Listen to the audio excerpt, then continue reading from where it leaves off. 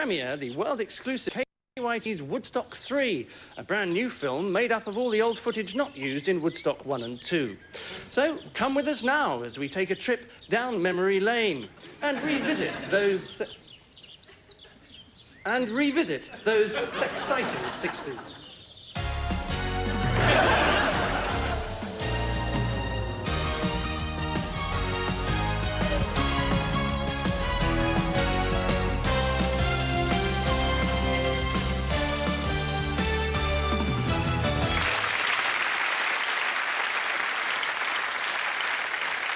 Yes, the 60s. Soundtracked by the Stones, satirically shafted by Sherin, superbly shot by Schlesinger, shishered and styled by Sassoon. Yes, they were the 60s. The 1960s was a time when popular heroes rubbed shoulders with the pillars of the establishment for the first time. From the big busted... Oh, shit. From the big busted beauties to great leaders of the nation. To the dirty old men. To the most unfortunate figure of the decade. The 60s were a time of triumph, as well as despair. And although some of the faces are obviously gone, others are still as instantly recognisable as they ever were. But above all, the 60s is remembered for its rampant sex and topical satirists. As London became the city to be seen in, just as Liverpool became the city. What's going on? Well, the buzzword of the 60s was mini. Women wore them, men drove them. And women drove them as well, Mike. Yes, that's right, Anna, although not quite as well as men. And just like a woman, they were good to look at and easy to handle. Oh, really? Mike, well, mine was just like a man. It used to shoot off and stop immediately. Oh, it's that time again. What time? Nothing.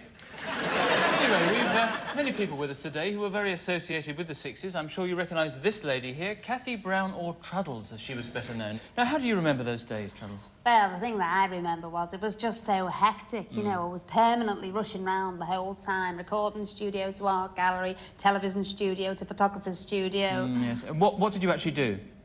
I was, well, I didn't do anything. I was just famous, you know. Excuse me, sir, what did you do in the 60s? About a couple of grams a day, I think.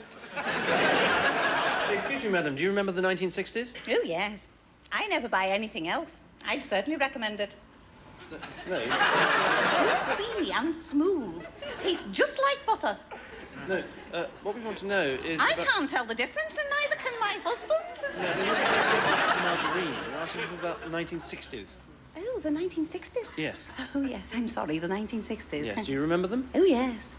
I never thought I'd find anything to shift those grease stains.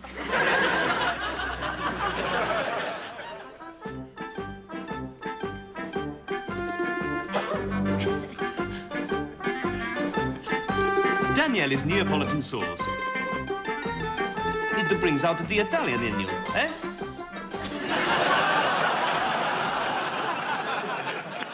Worried that you might not have comprehensive insurance? Then phone Free Phone Motor Insurance now for immediate cover on 0800 453 214. Hello, Free Phone Motor Insurance.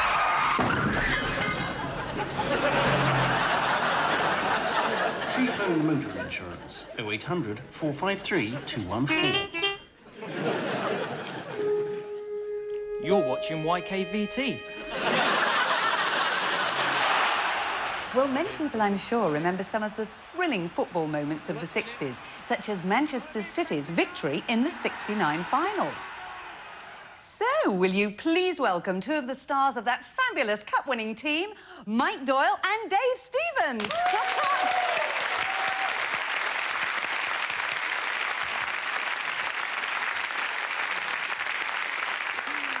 Now, Dave, you had a great game that day, and I'm sure a lot of people still remember that spectacular scissor kick of yours. That's right. So, let's see it again. Oh, great. No, I meant, let's see you do it again now.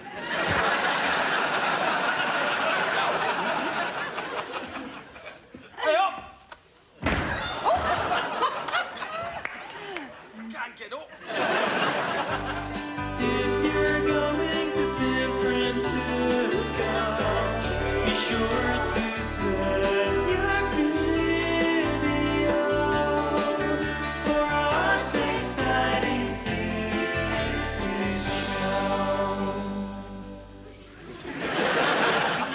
course, the soundtrack to the 60s was the music. Clubs sprang up everywhere, perhaps most famously the Cavern in Liverpool, isn't it right, Charles? Oh, yeah. The Cavern, I remember the Cavern. Ooh, hey. How can I describe it? How about using words? Well, the thing I remember most about the Cavern was that it did smell a bit. Did it? Yeah. You had to sometimes hold your nose when you went in because it stank so much. I see. Yeah, it's like a load of goats had been down there. Really, was it? Like a load of goats that had broken wind all the time. Yes. You know? Yeah, it's like yes. a pig's toilet, it was. It I see. stank. Yes. It really, really smelled. You know, it was smelly, you know. Yes, I know smelly. Yeah. I don't know how I can describe the smell. It was sort Yeah, well, of... I think you've actually described it quite enough, actually. Like sort of- What about the music? Did they have music there? No, I don't remember that, no. But I remember the smell. It was sort of... Yeah, thank you. Troubles. Like Who said taking drugs in the 60s didn't damage the brain cells? Well, let's take a look at the 60s now with the help of some of that music, the swinging 60s years. Like crusty gussets, that was it.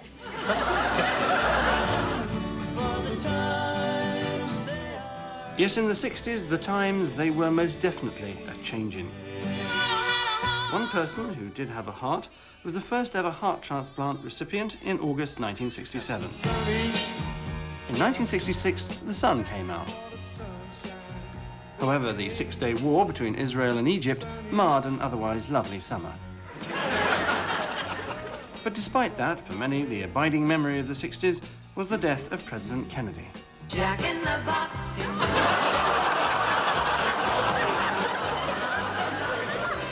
Well, there can have been few more gladdening sights than that of George Best dribbling and swerving from side to side, and many will remember his footballing skills as well. Well, George is on the phone now, so we'll have to wait until after he's finished to talk to him. But in the meantime, let's welcome another legend of the 60s footballing scene, Mr. Kenneth Wolstenholme.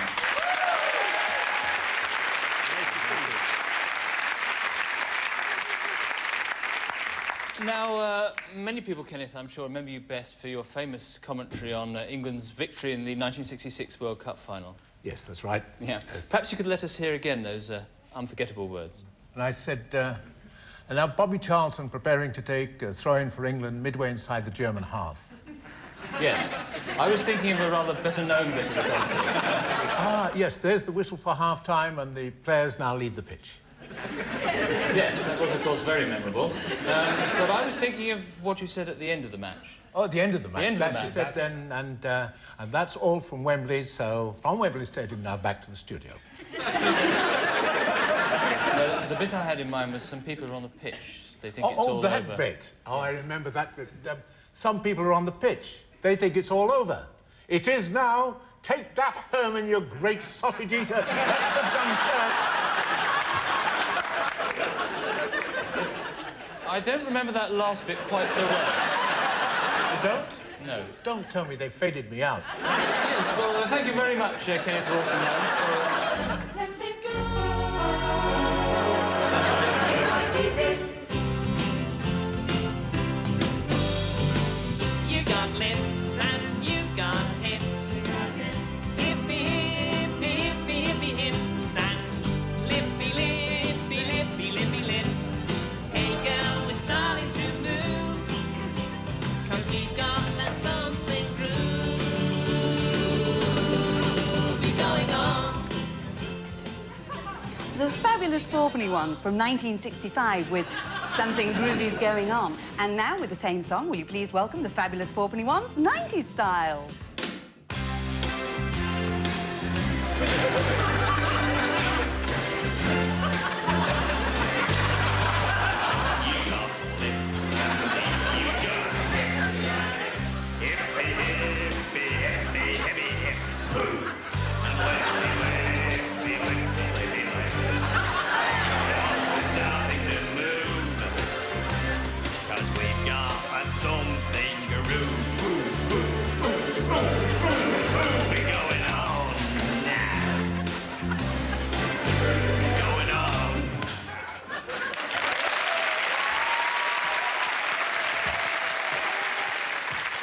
Excuse me, madam, which year do you remember most clearly from the 1960s? Oh, Oh, 1963, you know. It's quite extraordinary, you know, like in just 1 year. Kennedy was shot and a man landed on the moon. Leicester City won the league. Oh, it's extraordinary. Yes, it is quite extraordinary. And quite untrue as well. Sir, can I ask you, who do you remember from the 60s? Doreen. Sorry? Doreen Baker. She used to babysit for us in the late 60s. And Mrs. Collindale from down the road. No famous people. That's right, no famous people, just Doreen, Mrs. Collindale. Stan Gilder. Yeah, he used to come round to borrow our mower on a Sunday. Thanks very much. Oh, it was nothing. We never used it at the weekends anyway.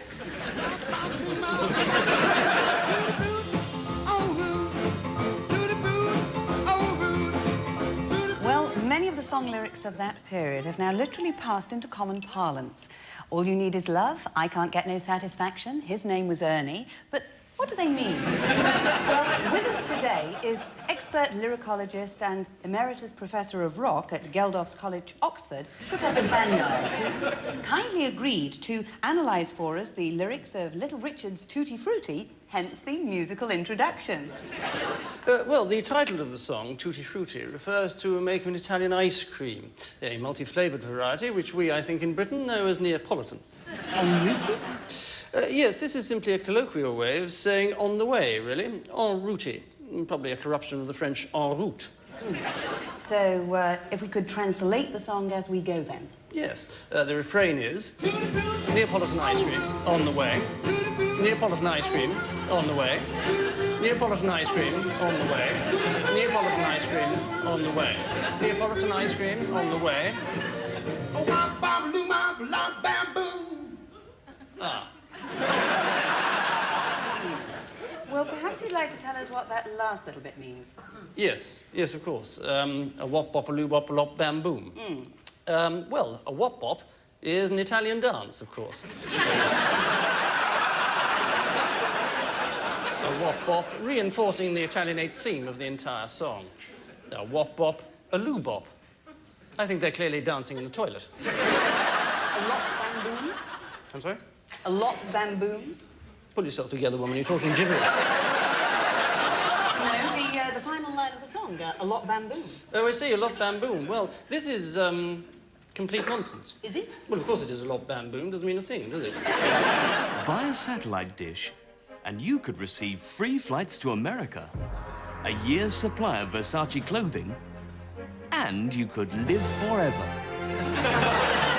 Yes, everlasting life could be yours, subject to availability and the usual contractual stipulations, when you buy a KYTV dish. Free subscription to KYTV if you ring this number now. 08018101095. KYTV. It's only a short phone call away. Well, welcome once again, the fabulous Fourpenny Ones. Now, you're only performing part-time these days, of course. So, Yeah. Reg, what are you doing? I'm a transparent wall executive. You're a window cleaner. Yeah.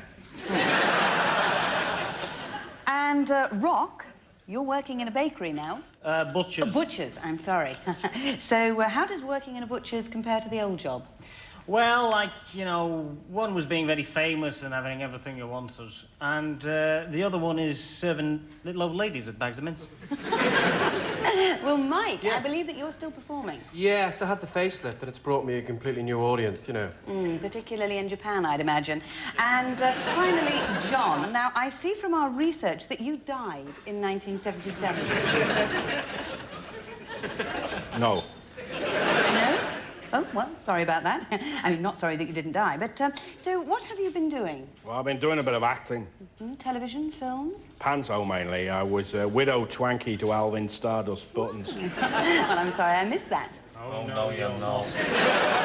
Hey. Well, let's have a look at another piece of old footage and remind ourselves of how you were. Don't you think you're insulting people with this long hair and outrageous dress? No, I... And this modern habit of interrupting your elders. What about that? well, I think... You're doing it again. Have you no manners? Eh, well, what do you say? Just that we... There you go, doing it again. And what's more, you drink coffee with a frothy top and your young lady friends wear skirts so short you can see, if you'll forgive me, right up their beaver.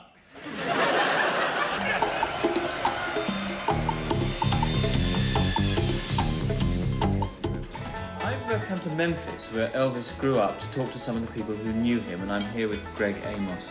Greg, did you know Elvis very well? No, sir. Great, let's order, shall we? Thank you. I have T-bone. After lunch, I flew straight on to LA to talk to Tom Henderson. Tom, would you say that Elvis Presley was the first real rock star? Elvis Presley was the first real rock star. That's great. Let's order, shall we?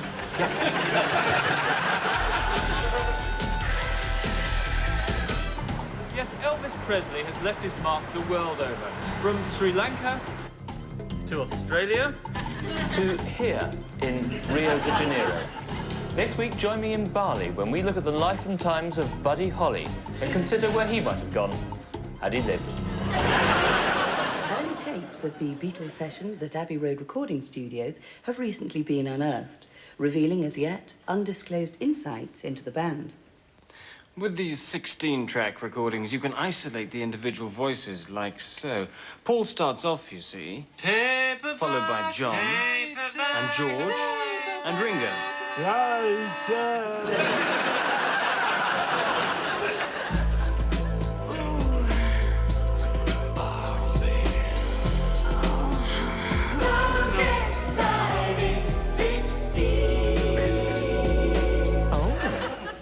So were the 60s really that sex-citing? Well, back in the 60s, this little white pill revolutionised women's lives. Truddles, can I ask you, did this little pill liberate women's lifestyles with regard to potential first-time intimacy? No, it just meant there was more shagging going on, you know. Right, Lady Amelia Rosenberg Bottomley, Baroness of East Drayton and former lady-in-waiting to the Queen. Yes, hello. Was there much shagging going on in the 60s? I'm sorry? Well, let me put it another way. The pill must have liberated women's lifestyles with regard to potential first-time intimacy. Oh, yes, of course. Yes. And there was a lot of shagging going on there. So, did you disapprove of the pill, Lady Amelia? Well, I could never really understand what it was about. I mean, why couldn't they just use a carefully inserted handkerchief, like we used to in my day? Well, I'm delighted to have with me here in Woodstock one of the many faces who left their footprints on the 60s, a seminal hippie, Emo Hofberg. Hello, Emo. Of course, one of the first advocates of pot smoking, free living, and all those other things that we associate with the 60s. Emo, welcome. Also, Emo was a great friend of Timothy Leary, and as such... Oh, hi. Hello, Emo.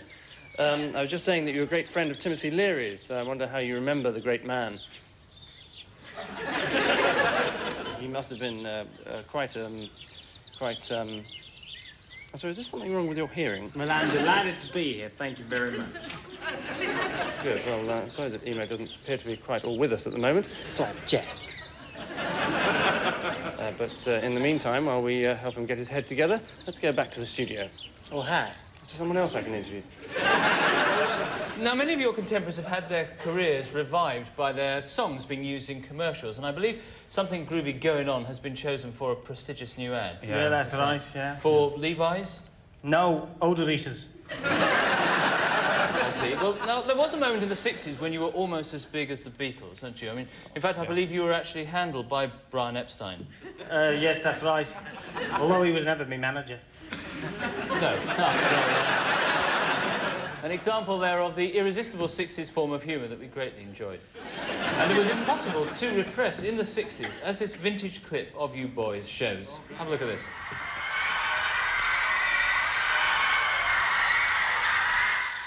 So, boys, how did you find America? By plane. Yeah, we went by plane. By plane, yeah, that's what we found America. That's right, we went by biplane. Oh, yeah, by Well, it's certainly great to see you again. Why? Have you got new glasses? To see us. Is that why it's great to see us, yeah? Aye, aye. But seriously, Aye, he knows you're here. Where's the glasses then? seriously, Here. with your very distinctive Liverpool wit, did the Americans find it at all difficult to understand you? Pardon? But did they find it difficult to understand you? Pardon? Did they, do you think, share the same sense of humour? Pardon? Did you see much of America? Yeah, there's nothing wrong with my eyes. Yeah, we don't need glasses. I'm trying. Will you please? Oh, shut up! JFK, John Lennon, Marilyn Monroe. They're all dead, so they're not on our Sexciting 60s. Well, television back in the 60s was full of charmingly old-fashioned little interludes, like this piece called London to Brighton in 4 minutes. Nowadays, of course, a film of that journey would be very different.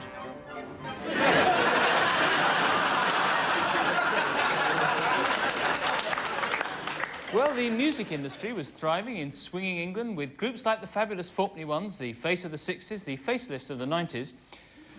But in those Sexciting 60s, Britain was also famous for its thriving film industry. Hey, Porgy girl, walking down Carnaby Street without any shoes on your feet. Hey, Porgy girl, everything just seems to fail, 'cause you look like a hippo and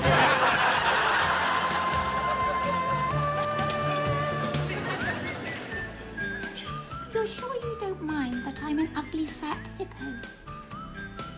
Just remember, Porgy, you don't look at the mantelpiece while you're poking the fire. Come here!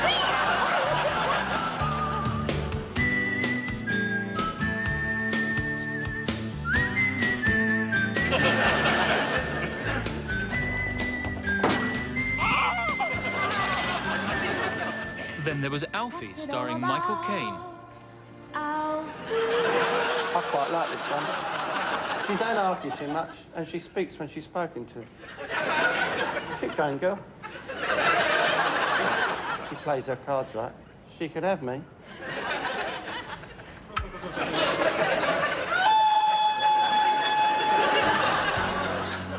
And, of course, Cliff in It's Fab Day. you see what's happening to me? I've just seen how great life can be.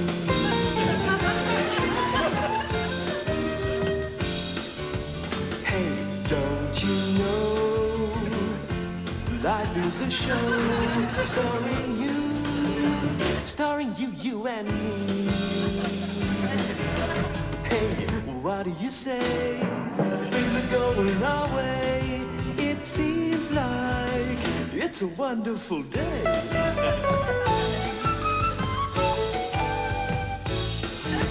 Hey, everyone, get out in the sun. I feel so incredibly gay. It's a wonderful, wonderful, beautiful, beautiful day. Hey, today.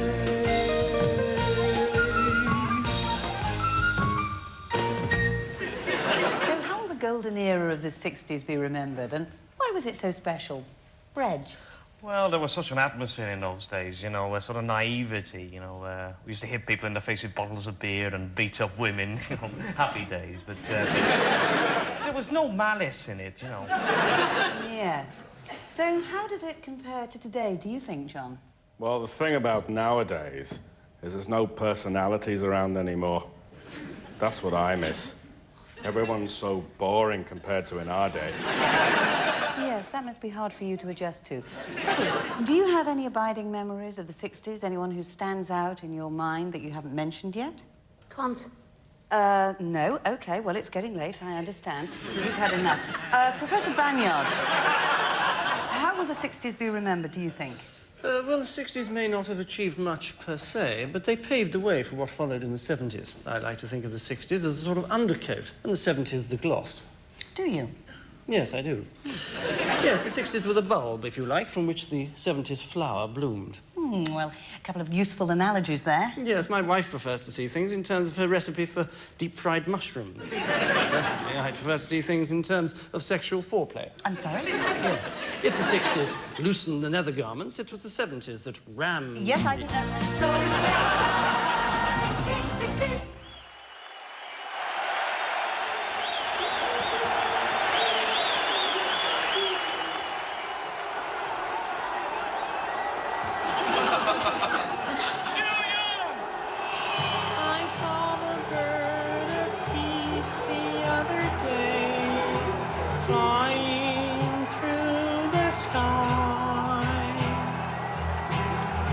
pursued by people who hate him.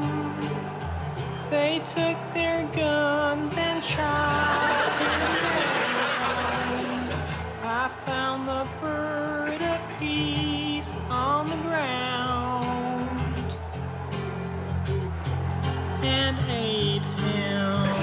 Stop, Dylan!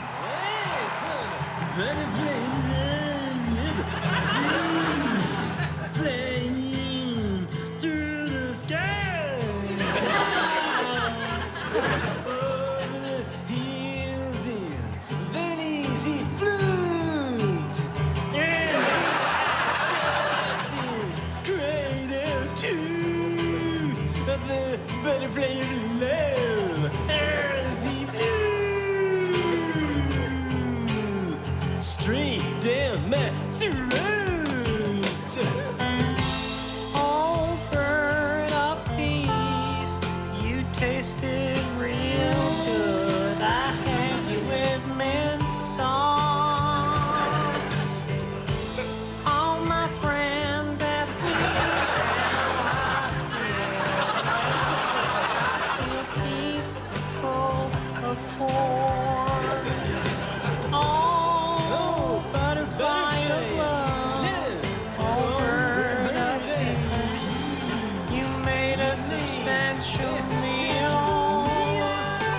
Oh, butterfly of love, oh, bird of peace, how full of peace and love I am. Oh, butterfly of love, oh, bird of peace, you're the